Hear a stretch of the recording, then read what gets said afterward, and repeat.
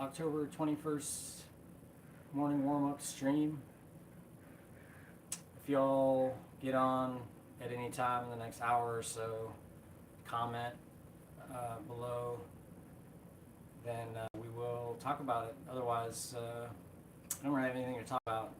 Yesterday, kind of spent a lot of time talking about trust, and then I started speaking about my practice routine, and I think one of the things I want to do is start practicing on the stream a little bit here and there as well. And then obviously as people join the school group and it builds and people start commenting on our live streams here, then we'll add content appropriately.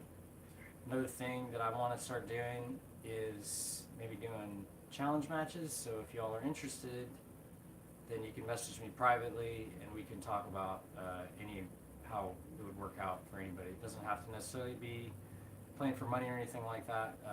We can do Solana matches, etc. It's all, whatever you guys want to do. If you want to be involved with something that I'm doing, I'd be happy to play with pretty much anybody that lives around the Tacoma area that's, trying to be interested in this.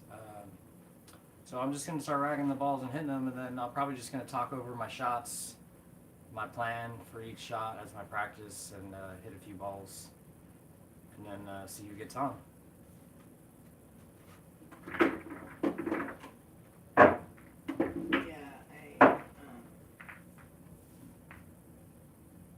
I'm copying over the link and stuff right now, so I'll let you know. Yeah, and I got a lot of my other phone. Someone hearted just now. Nice. So maybe it doesn't, maybe there always are people.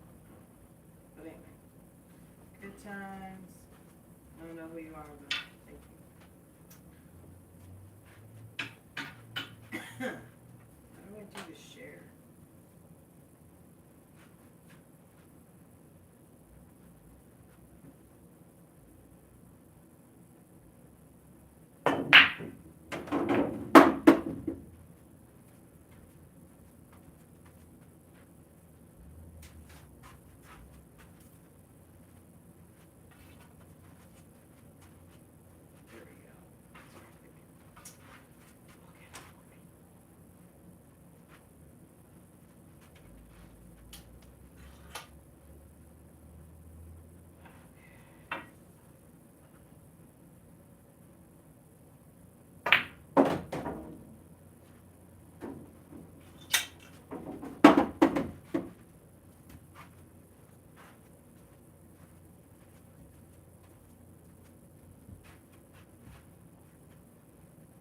Got a little straight. I think I'm gonna have to play follow to make sure I get an angle on the 3 here.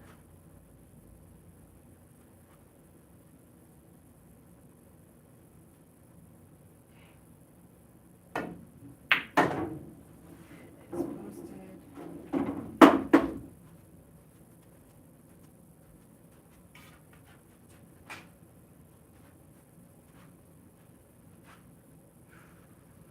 I could punch up, I could go forward, but I think if I go forward, I'm gonna end up coming in like this. So I think what I'm gonna do is come back and try to punch it and get like here on the rail to come. I don't know if I want to even come to that side. I'd really rather be like straight in on it so I can play through this area for the 5.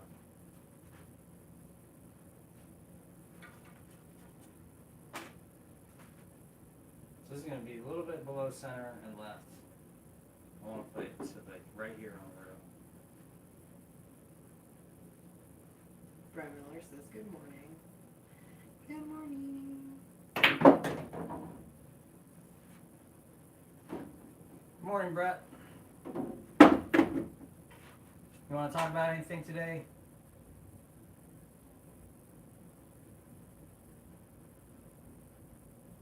So I could follow, but I think I want to just punch and come across. Then I can put a little bit more of a comfortable stroke on it. This is actually the first ball that I've hit today, so if I can just break and run this first strike, that would be sweet.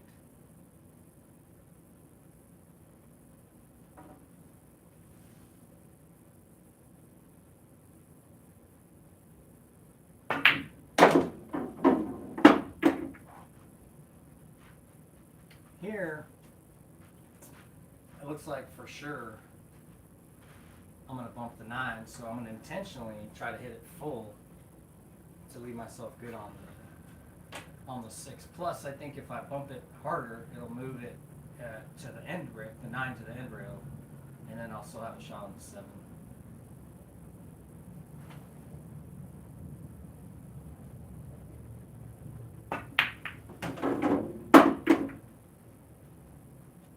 Now, as long as I play above my line here, or roughly straight in, I'm good.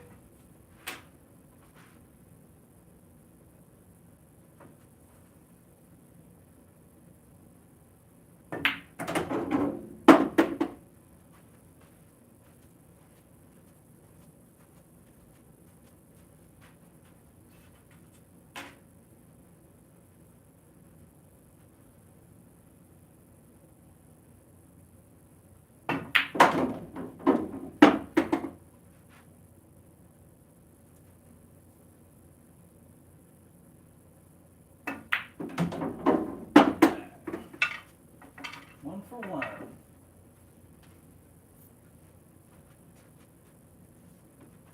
Hey, babe, can you mark a 1 on one of those? Which one?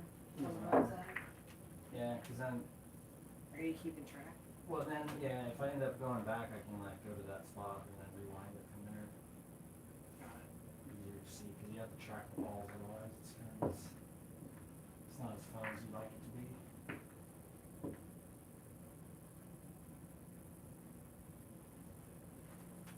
Yeah, because there's a couple guys now. There was a pro that is, I don't even know, he's like a low pro, I guess, somebody that I don't know of, but he's doing a challenge where he's going to break and run and just record it, and he's trying to do 1,000. Break and runs in a row? Not in a row, but just like on Total. video. But I've already been doing all those break and runs, so I might start doing that too and just keeping track. Why not? It'll be interesting too if we build it up, you know. I don't know why I'm breaking on this side, but we do.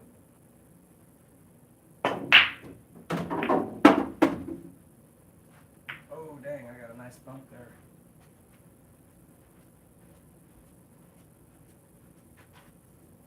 So this rack for 5 is tough because the 6 is there even if I, yeah. It does go, but I have to hit like right here, and then it might hit the point and not go if I shoot it down that way. So this is interesting. Maybe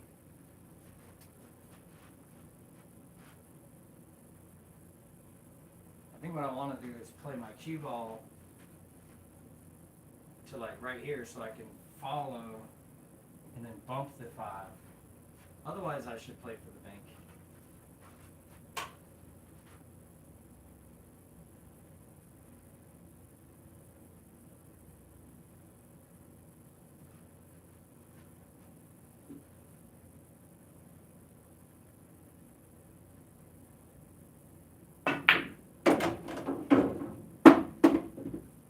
Not quite.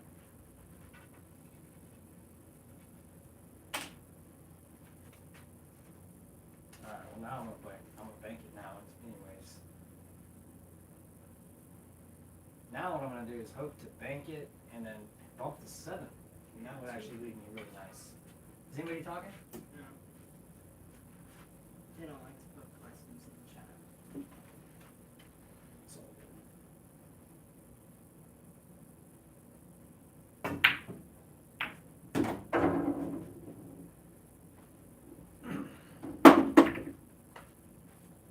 Alright. Misjudged that, but I got the 5 out, so now I'm looking good if I can recover here.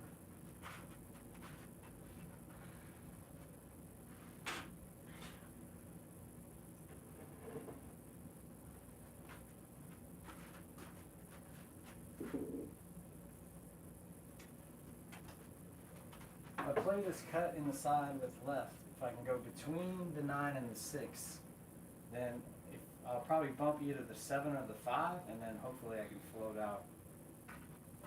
The thing that I don't want to do here, not that I have much control, is hit the 6, because then I'd end up maybe getting hooked behind the 9. But I don't really have that much control. Am I on the rail? It looks to me like it's going to be fine.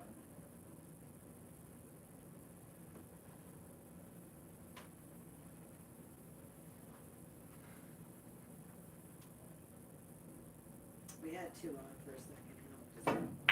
Ugh.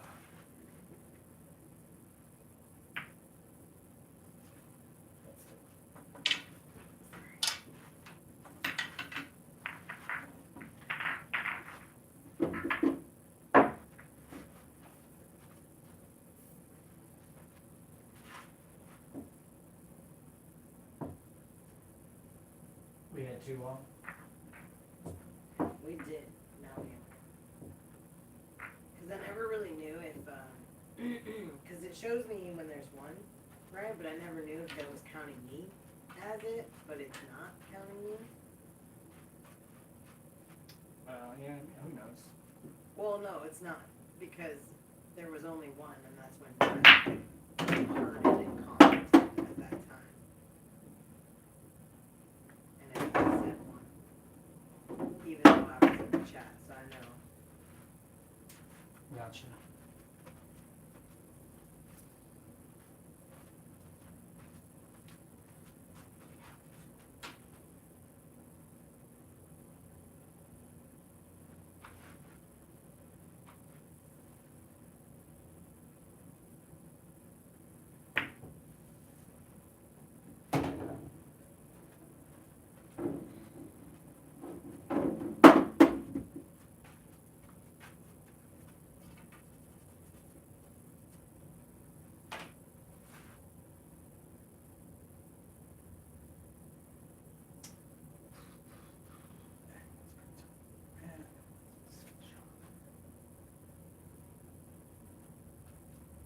Play here, and back.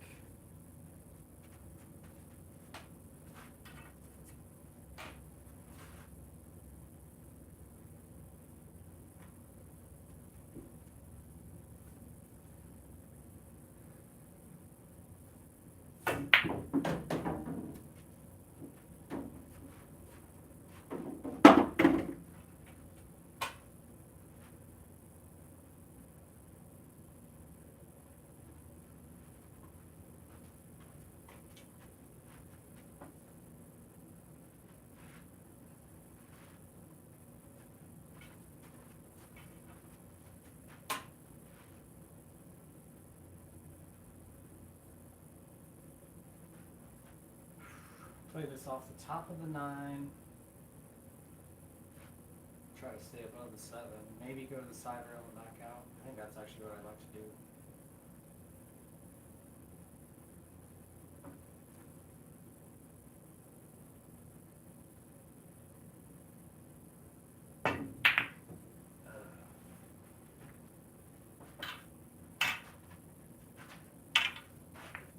Alright, mark it. No, I didn't break the run. Oh, okay, so this is counting breaking runs only. Yes, got it. Okay.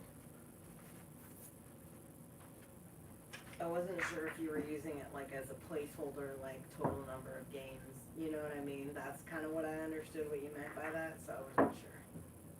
No, yeah, I mean, But I I, get it. So we did. I don't think it's that important to like look at the statistics. You know what I mean? Yeah. It's more for if I decide to go back to the footage and try to create a short video, that'll make it easy. Because at that moment when it goes to 1, I can just stop. That would be the end. Rewind Right, for and like then when 4 it or goes 5 to minutes. 2, that'll be the end. Exactly. Exactly. You're so smart. Just trying to be reasonable.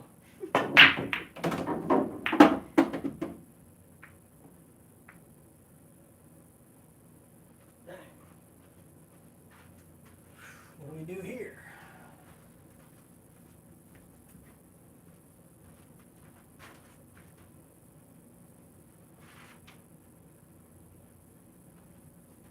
Breakfast balls.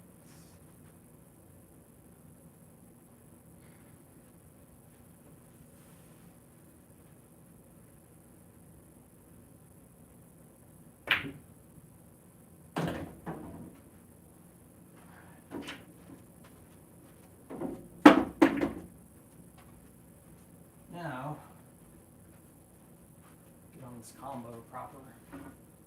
So on this combo, see if you end up on this side of it, where that basically the angle to make it is here. If you end up straight in, your 3's gonna go to the rail and come back out. So in order to get shape when you're straight in, you actually just have to hit it hard enough to punch it out and then play shape with the cue ball being there.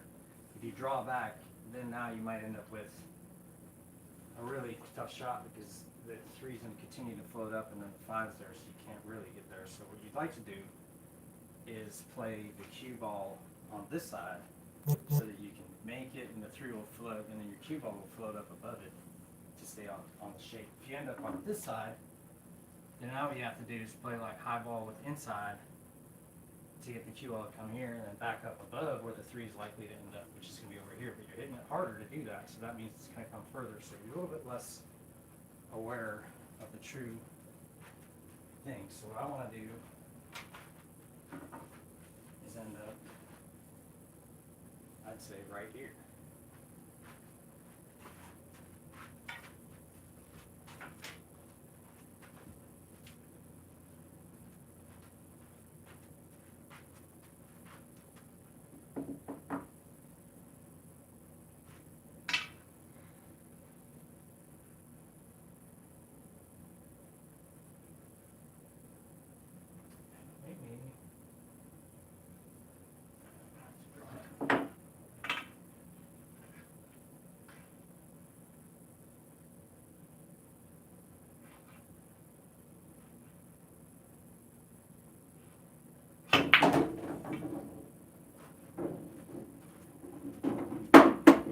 So,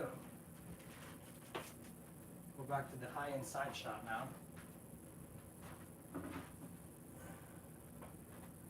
And actually from this angle, I'm going to play this with high left to come around 2 rails to play it to this area here, because I think that's where I need to be. And then it just so happens the 4 is here. It makes the pocket a little bit bigger if I cut the 6 to the left, which for the left English that I'm about to play on the 3, the most likely error that's in this shot is that the cue ball and the 3 will cling together, and then it'll cause it to overcut the 6, which then will send it into the side of the 4 and then pocket it. So that makes this even more reasonable.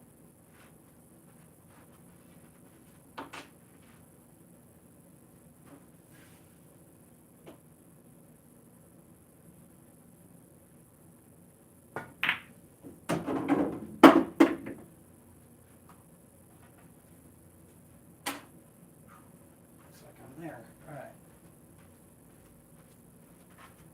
Yep, looking good. I just gotta make it 3.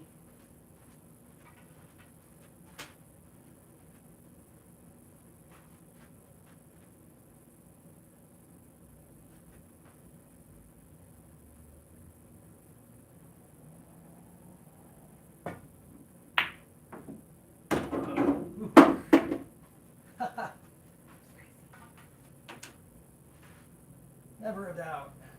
Alright, so now I'd like to get roughly straight in or over here so I can come down to this area to shoot the 8. So I'm going to play high right and go to the middle of the table. Not too far though, I want to be right here.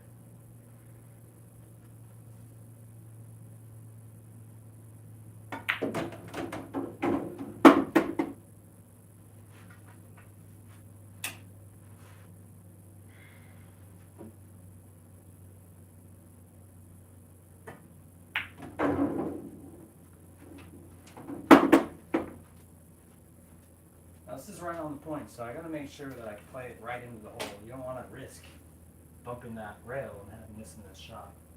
So because of that, I'm actually going to play it thinly to the left side of the hole, which is a little bit more of a cut. And instead of playing to this 9-ball shot to here, I'm going to play to this pocket, and I'm just going to play it into this rail.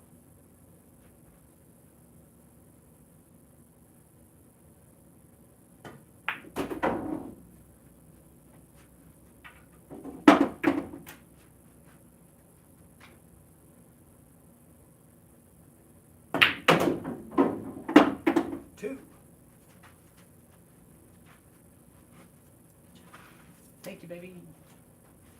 Got 4 people on, nobody's saying anything.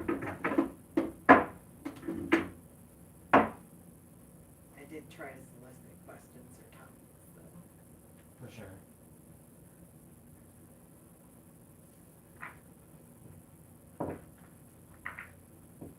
I've got a question maybe that you could answer. I mean, Yeah. it might be stupid. Do you want to post it in there Yeah, so that everyone can read? yeah, of course.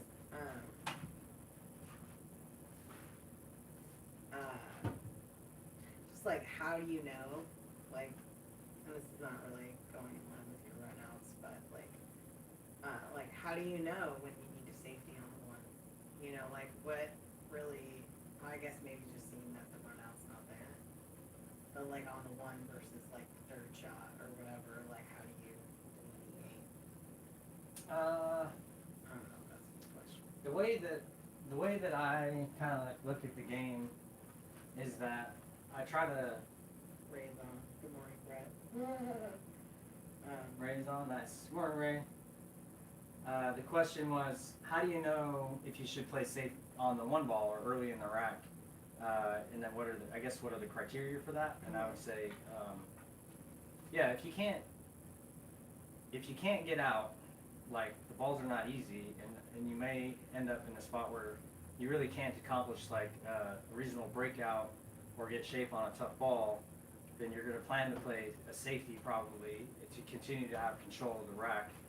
And I would say that against most players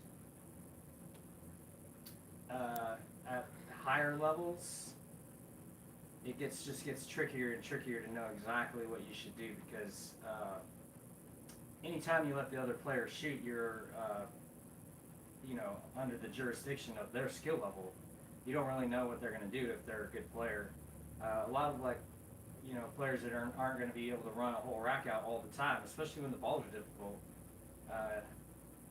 It's almost like not really a threat, especially when you're playing in a race. Some of the time,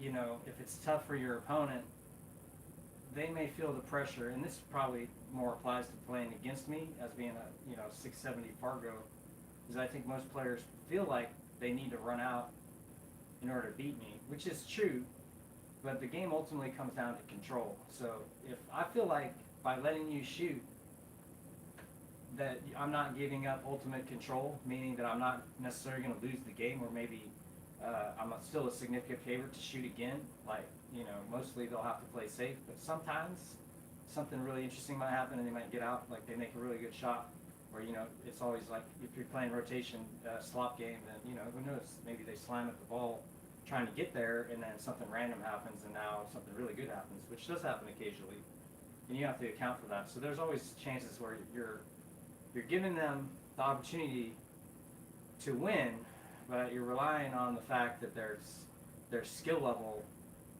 maybe makes it to where they don't know that they should do something different than they do, and then you're kind of relying on their lack of knowledge to give you control back of the table in an easier situation than you left it with that breakout there. Because a lot of times maybe they'll make one or two balls, but then now they'll be forced to play safe, but they maybe are in an inferior position to play that safety, and now when they play safe, it's going to be a little bit easier for you to then take advantage as the player that could be playing safe. So sometimes even if I can't get out, I'll just run one or two balls and then leave it tough for my opponent, and then they will probably, a lot of times they'll make that shot, but then it gets more difficult to make the next subsequent shots, and I'm relying on their lack of ability to like regain control.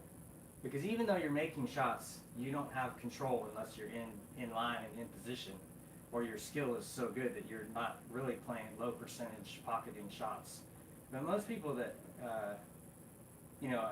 at most levels, you can only make so many great shots in a row. And when you look at the layout of the table and the likelihood of like, okay, if they make that ball, it's probably going to go over there, and then the next ball is over here. So it's like, well, they're going to have to then probably bank that ball. And then if they do that, then they're not going to be able to play their position so precisely for that shot over here, which you actually do have to get fairly precise, because it leads to another situation which maybe you have to be finely tuned. So it gets to be where there's a lot of scenarios where it almost doesn't matter what you do.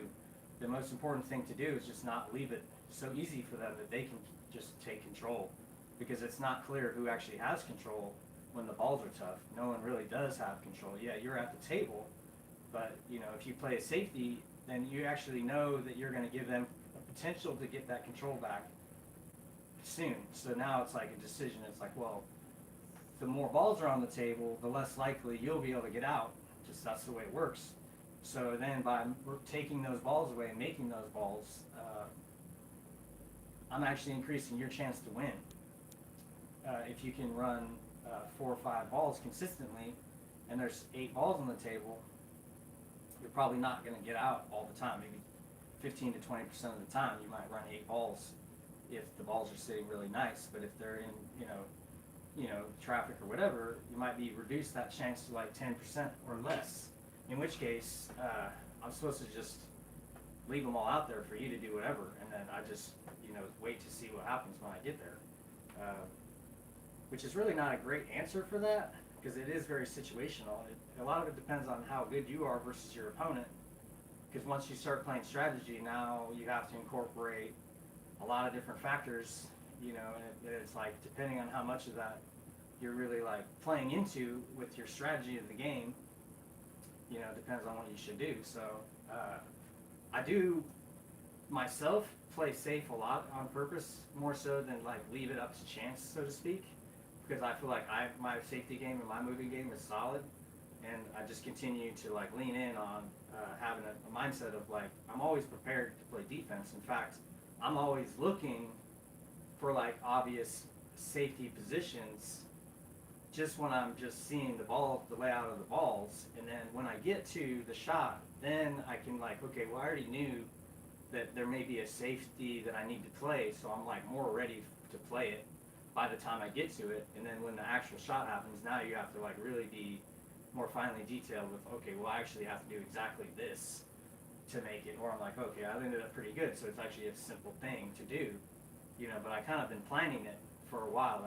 Like I knew at the beginning I was probably gonna have to play safe, so I've been like thinking about what I'm gonna do on that shot when we finally get there, and what different potentials are gonna exist at that time, so that I can make the best choice. Or I can be like, well, it looks really complicated, and I don't even really know what I'm gonna do. So then if I'm playing against like a lower skilled player than myself, then I don't really have to think about it, because my assumption is, maybe my hubris is telling me to lie here, but that if I know how to play this game better on average than another player, that if I'm missing knowledge that isn't going to allow me to win in this situation, I don't expect you to necessarily have it either. And that doesn't mean that you don't, but just like in general, that's just how it works. It's like my knowledge is superior to most players that are below my Fargo level. So I can use that knowledge and lack of that knowledge, and knowing that I have a lack of knowledge against you, so to speak, by putting you in the place where now you actually have to show me what to do there when I don't know what to do. And it's less likely that that's going to happen if you're a lower Fargo player than I am. Obviously, the higher Fargo player, like a 750 Fargo, if I don't know what to do, I might try that same move, but then a 750 Fargo will just like get up there and then put me in a really bad spot, because they do know what to do and I didn't.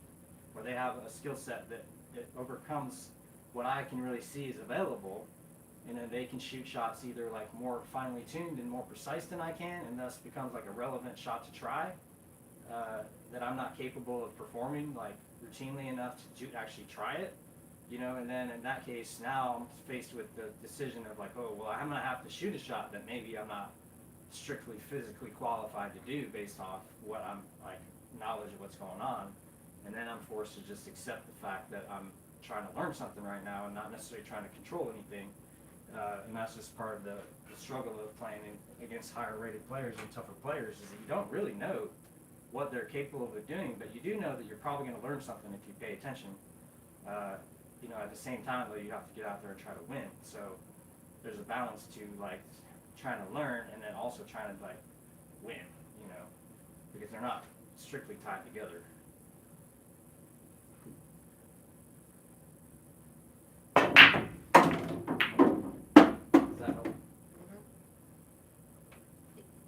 You're welcome.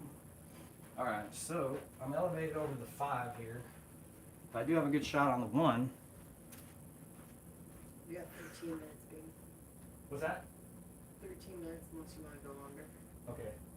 So I'm going to try to play for straight in on 3. It goes in the side. It does not go there. So I need to play this with a good speed and be elevated. So this kind of shot, it's important that you don't use any spin. You got to be straight over the top of the ball. And actually on a ball when I'm like close like this, I actually a lot of times will cue over on the shot line above the center of the ball and get my bridge established so that when I'm actually cueing the top of the ball, that the line is being maintained. Then all I have to do is look at the point of the cue ball.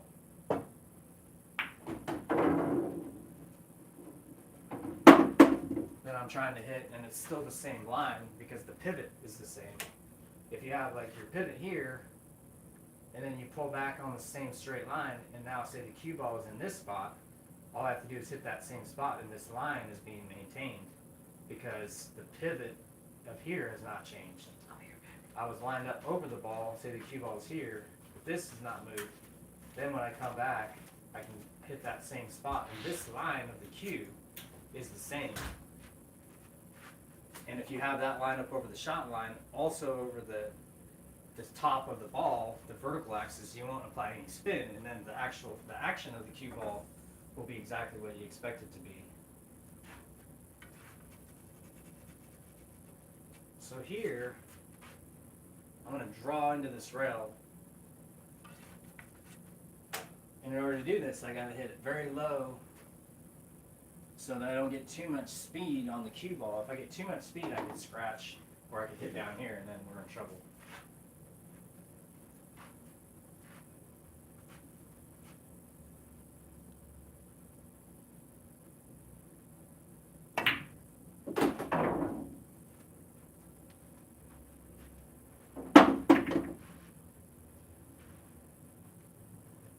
I gotta avoid the 6, so I'm gonna come in deep. Maybe I'll play. No, I gotta play up here. I think the best I can do is come into like this spot.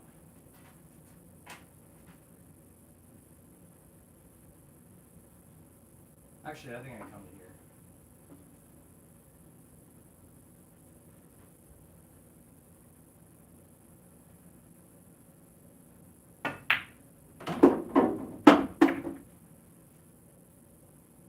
Pretty good. But close to the rail, I don't really like that. But what do you do? 6 to the 7 is tricky. 7 is frozen, so I got it really nice on it.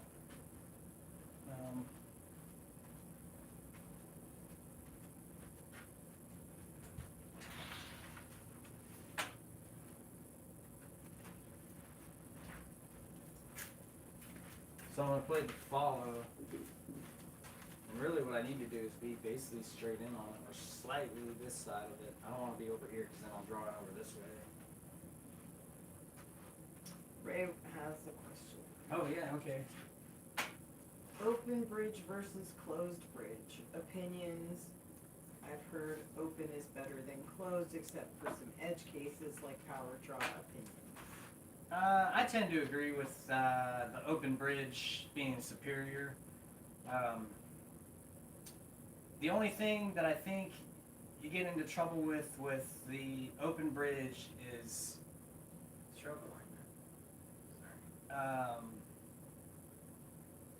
yeah, like a situation where you're cueing off the rail, I would say, where your hand is on the rail.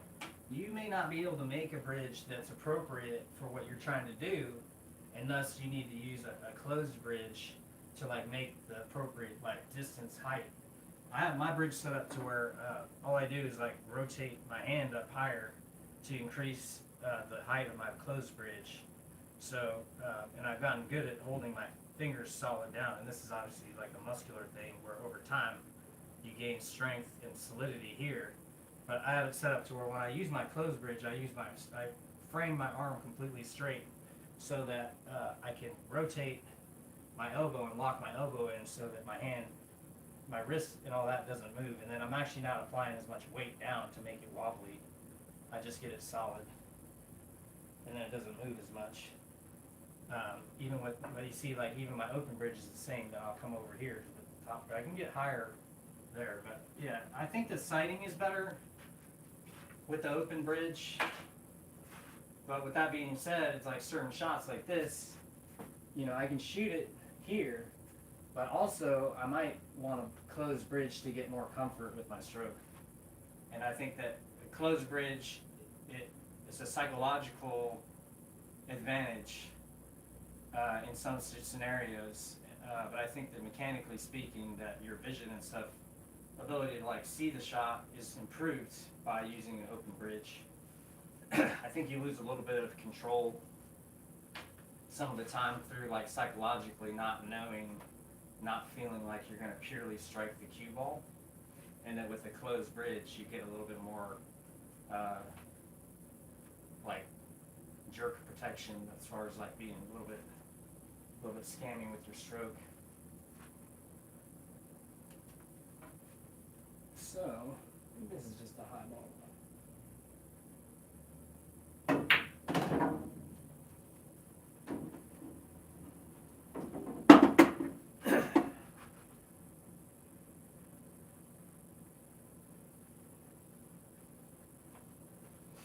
Well, came up too far.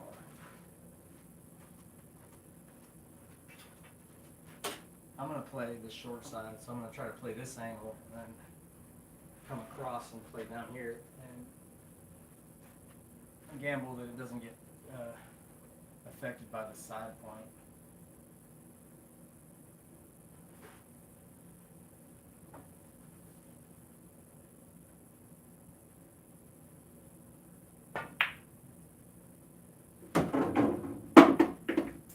I wanted to be here. This is going to be a little bit tricky. That's alright. This is just going to be stun center ball. That's how I like to shoot this shot. I think with English, it seems like you're going to hit this point more often if I use like left English. It seems like it makes right English for the 7, which is good for riding the rail, but when you're going across the side pocket point, if it turns and then swerves in at all, it'll bump the rail and then come off, and then you won't make it. So on this shot, you really got to play like to overcut it to the outside of the pocket, and then hope that the groove pulls it back, if that makes sense. And then I'm going to just play my cue ball this time back to straight in, like probably to the rail and back.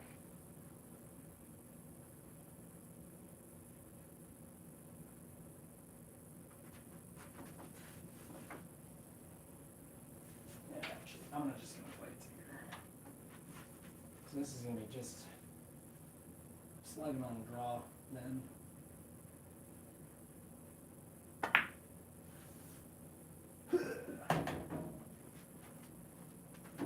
But yeah, I played it to overcut it so that it would avoid this point.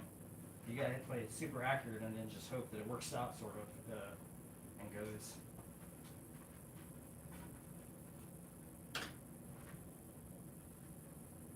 Boom, across to the rail and back.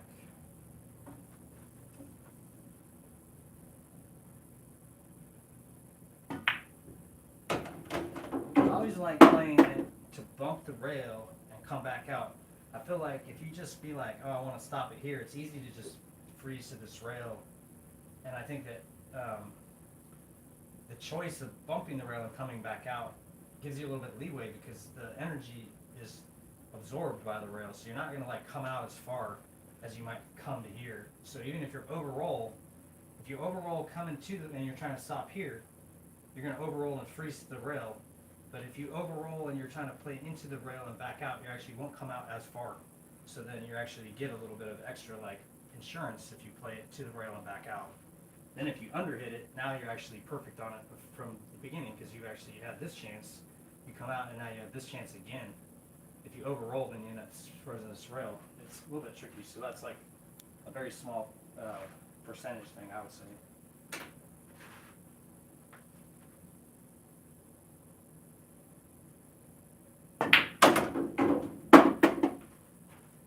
All right, we got 3. Did anybody ask a question, did he? Ray had the last one. We have 2 minutes anyway. 2 minutes. All right, we're gonna do one more.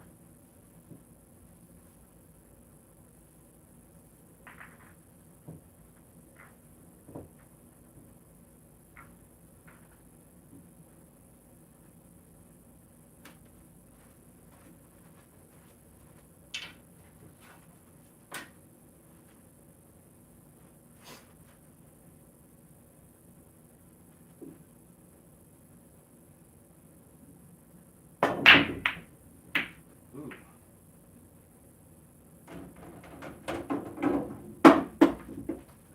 Got lucky there. I did not make the wing ball, which is the normal.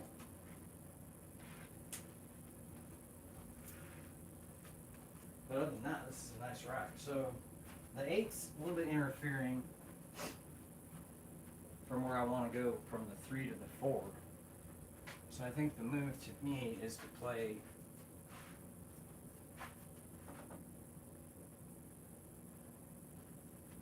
I'm actually going to probably play draw back and then either play forward into this rail or draw straight back.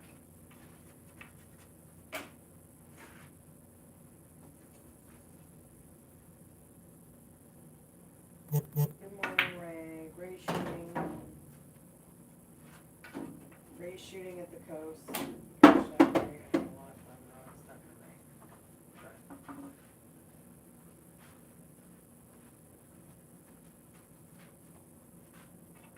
Yeah. I could draw. I'm a little bit on the wrong side of the ball, so I'm just going to play that and go forward, and I'm going to use right English and then play it like down here. I'm going to try to get it to grab as much as possible because I don't want to be that far away from it.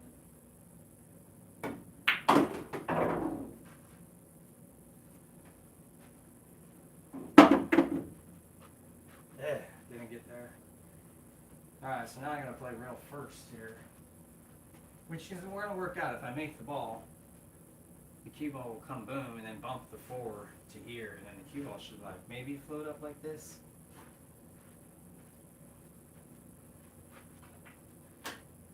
So what I do on these shots is I'm like, see, okay, the cue ball needs to be here. It's going to be sliding across the ball.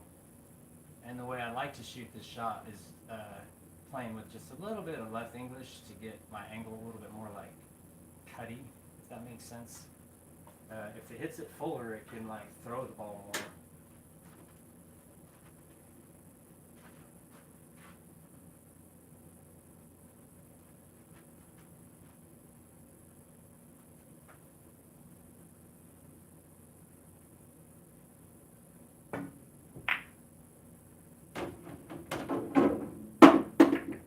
The cue ball floated off. We're good. Still alive.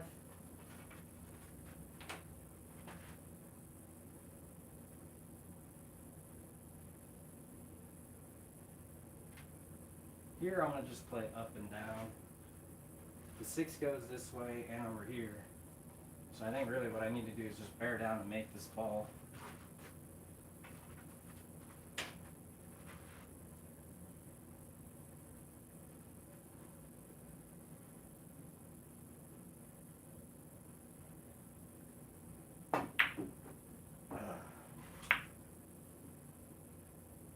Dang it.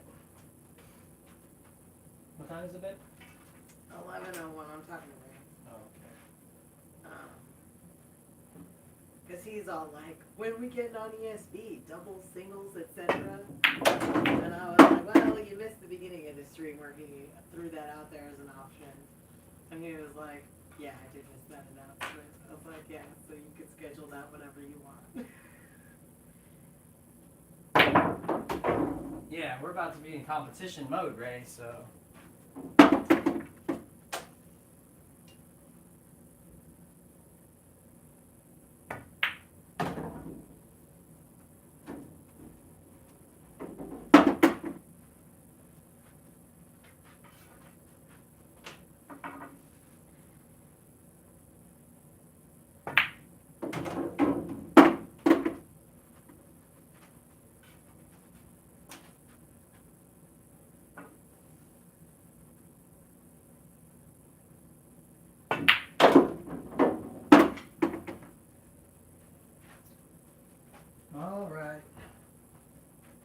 Well, does anybody have anything else? That's probably it, huh?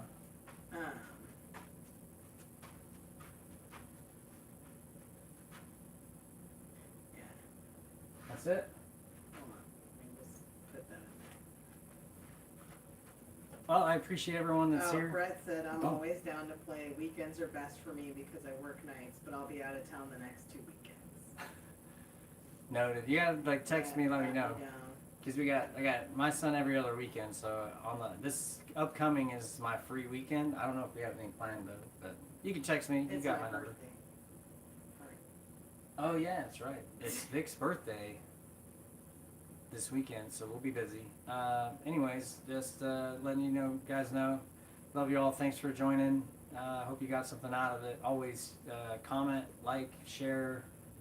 If you're supporting this content, and help us, give a good review on the website or Facebook. All that stuff is helpful for us at this stage in the journey. We're gonna get along, with the support of other people. Obviously, this is a recreational game, so it's not like it's a infrastructure thing. So, just want you all to know that I'm trying to support you guys as much as I can with my knowledge, and then in turn, we're relying on you guys to help us build this game up and make it stronger. So hope you guys all have a great day, and I'll see you tomorrow. We'll be back on at 10 a.m.